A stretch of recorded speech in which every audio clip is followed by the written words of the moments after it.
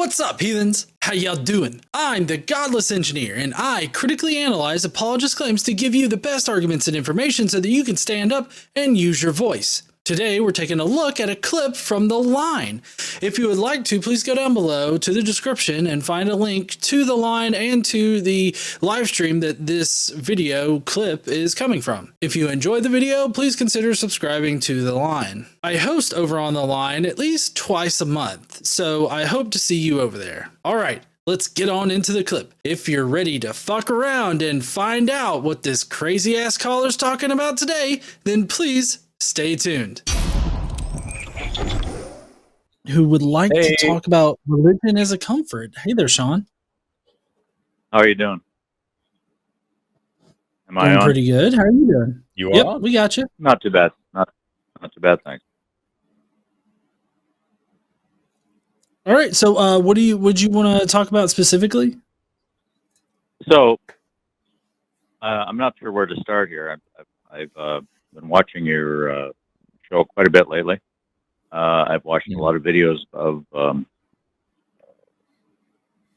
Christopher Hitchens, and I've been questioning my upbringing, and there as a Presbyterian, to be specific. But so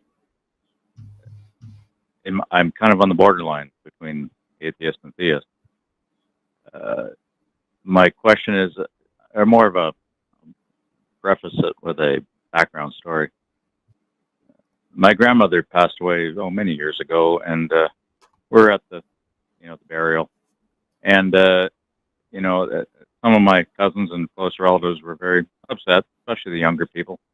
And I found that the minister there, he was a Presbyterian minister. My grandmother was Presbyterian, and I was overwhelmed by the amount of comfort that he was able to give them.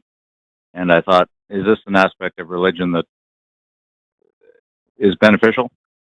And how would we replace it otherwise? I guess this is where I'm going with this. Yeah. So, John, do you want to start or do you want me to start?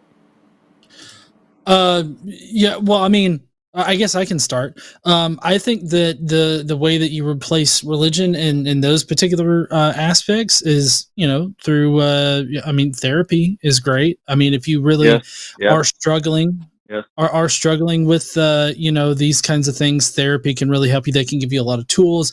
I'm not a therapist, so I guess I'm kind of speaking just from a patient of therapy. They can really help you work through things, and they can help you do it, in my opinion, in a much healthier way than just using religion to cover that. So that's what I would suggest. Recovering from Religion Foundation is actually a really great organization to look to if you're looking for that kind of help.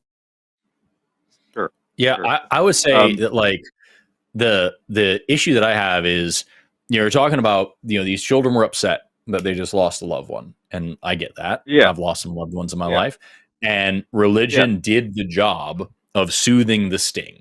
Religion took away their grief a little bit by telling them, no, she's not gone. She's just somewhere else now. She's happy. She's in a better place. She's whatever. And the issue that I have with that is that, number one, it doesn't actually provide you with a healthy coping mechanism. You are now denying this grief that you were able to feel before. Grief is a horrible emotion. It's very painful. But by not allowing it any space and just turning that off and saying, no, I'm not going to have this grief anymore because I have this other thing. I have this happy feeling. It's like a drug, and it doesn't allow you to properly process the concept of loss, and to live in the real world. Now, what real harm is there in that? It's tough to say. And there's a lot of utilitarian arguments to be made. That's why Socrates was so into that. The whole concept of lying in mass in order to make people happier, healthier, and more productive. Because even if you're telling them lies, if you're getting them to do good things, it's still inevitably good. I would say it's better to tell people the truth, and better for people to suffer in reality a little bit more in order to more fully live their own lives. What do I mean by that is, if I believe in this story, that all my problems will be lifted away and I'm going to go to a magical happy place, I'm not going to enjoy the one life I'm sure I have as much as I possibly could. I have talked to Christians who have confessed that if they didn't believe in heaven, they would be much kinder to their families. They would spend more time with their kids. They would work less hours and be more compassionate to people around them. But they know they're going to go to this theme park anyway, so it doesn't really matter. This time on earth is but a blink of an eye. For the eternity of bliss they're going to get in heaven. And they're missing out on things that are really good. And so that's kind of my vibe with it. And that's my hang up with it. If this is going to be a thing that you teach children, it is fundamentally no different than teaching them that, their dog didn't get hit by a car. It went to live on a farm somewhere. Well, now they have false hope and they don't get a chance to really actually process what's going on. And they don't get a chance to grow in their understanding of what their life or other people's lives really mean. And you can take that the slipperiest of slopes, make some really terrible shit out of that. But I think that's the most realistic issue that I have with it. Okay. I'm finding after listening to it, I'm not sure how you characterize Hitchens, but kind of opened up my intellect a little. Yeah. You're not a fan? I am. I think just like any great atheist debater, he was a dick sometimes, but I think most of his stuff was good. I think he was a net positive. I think he was a net positive for the world. Yeah, some of his stuff struck me, and it got me thinking a lot. And I've been on the borderline of this for many years, and my thinking brain is telling me, I'm leaning towards the fact that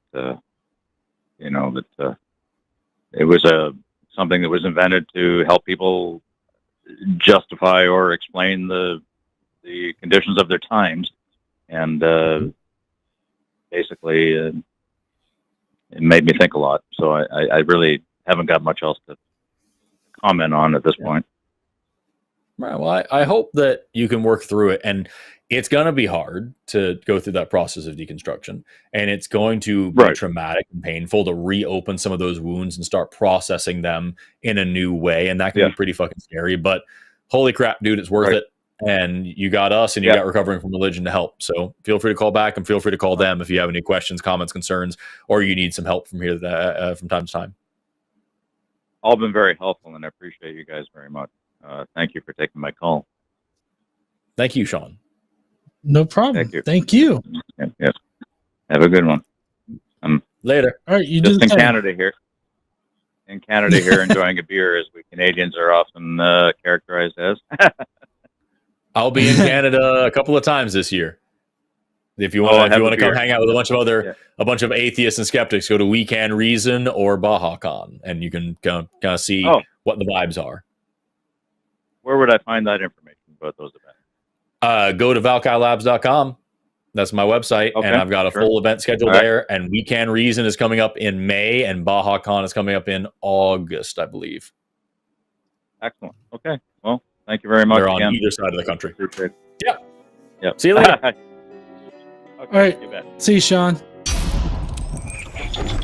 Well, heathens, that's going to be it for today's clip from the line. Again, if you would like to subscribe to the line, their links are in the description. So please go down there and subscribe. And as a reminder, I do host over there at least twice a month on either a Sunday or a Monday. So if you want to see more of me answering questions from callers, please go over to the line and subscribe. Don't forget to stand up and use your voice. Bye, heathens.